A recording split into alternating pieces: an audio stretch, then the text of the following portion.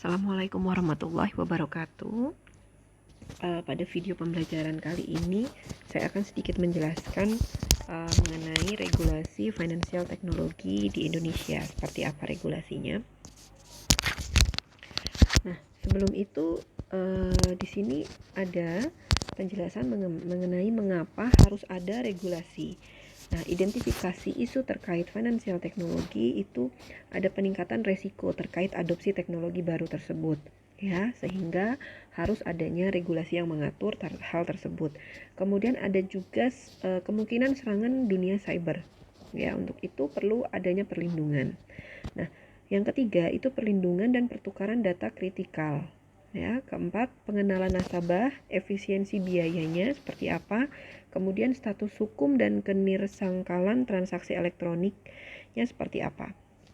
Ya, yang terakhir kolaborasi antar otoritas. Nah, hal inilah yang menyebabkan mengapa penting sekalinya dibuat regulasi mengenai financial teknologi. Nah, inisiatif OJK terkait inovasi keuangan digital ya, itu dimulai 2016, itu sudah ada namanya regulasi POJK nomor 77 ya. Kemudian mengenai inovasi keuangan digital dan diperbarui lagi di 2018. Kemudian ada yang juga uji coba model bisnis financial teknologi, kemudian dilakukan kerjasama antar kementerian, lembaga otoritas. Kemudian dari bidang sumber daya manusia, internal dan eksternal sektor jasa. Ya. Nah, selanjutnya itu setelah adanya regulasi, kita data itu dianalisis ya, dianalisis pengumpulan dan analisis data terkait aktivitas keuangannya. Kemudian baru adanya regulasi, kemudian roadmap, koordinasi, OJK Infinity, SDM, dan juga terakhir adanya international seminar mengenai financial teknologi di 2018. Sehingga di 2018 itu dilakukannya sosialisasi mengenai POJK. Nah, pijakan regulasi dan pijakan pengawasannya ya, yang pertama itu adalah prinsip base ya. Jadi berdasarkan umbrella payung regulasinya itu ada nomor 13 di tahun 2018 ya.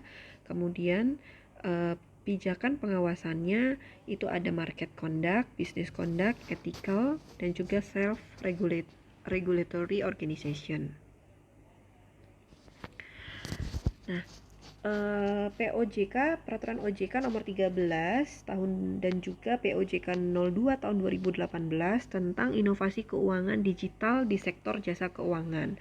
Isinya antara lain mengatur tentang prinsip perlindungan konsumen ya, harus meliputi transparan, perlakuan yang adil, kehandalan, kerahasiaan dan keamanan data, penanganan pengaduan secara sederhana, cepat dan biaya juga terjangkau. Kemudian di sana juga ada penjelasan mengenai penyediaan pusat pelayanan konsumen berbasis teknologi. Pusat layanan konsumen dapat dilaksanakan sendiri atau melalui pihak lain. Kemudian ada juga penjelasan mengenai menyediakan dan atau menyampaikan informasi terkini kepada OJK dan konsumen mengenai aktivitas layanan, menyampaikan informasi kepada konsumen tentang penerimaan, penundaan atau penolakan permohonan layanan. Dan terakhir berisi tentang pelaksanaan kegiatan untuk meningkatkan literasi dan inklusi keuangan. Penerbitan ketentuan ya, itu ada regulatory sandbox, penerbitan POJK nomor 77 2016 itu tentang layanan pinjam meminjam langsung. Ada seperti itu. Kemudian OJK akan menyusun ketentuan lainnya antara lain tentang crowdfunding, digital banking.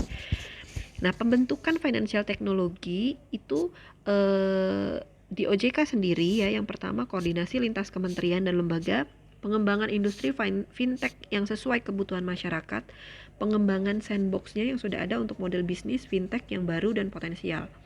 Kemudian yang terakhir penyediaan sarana komunikasi antara lain website fintech dan antara regulator dan juga industri fintech itu tersendiri. Baik, seperti itu penjelasan mengenai regulasi financial teknologi. Sekian penjelasan materi video pembelajaran kali ini. Terima kasih. Wassalamualaikum warahmatullahi wabarakatuh.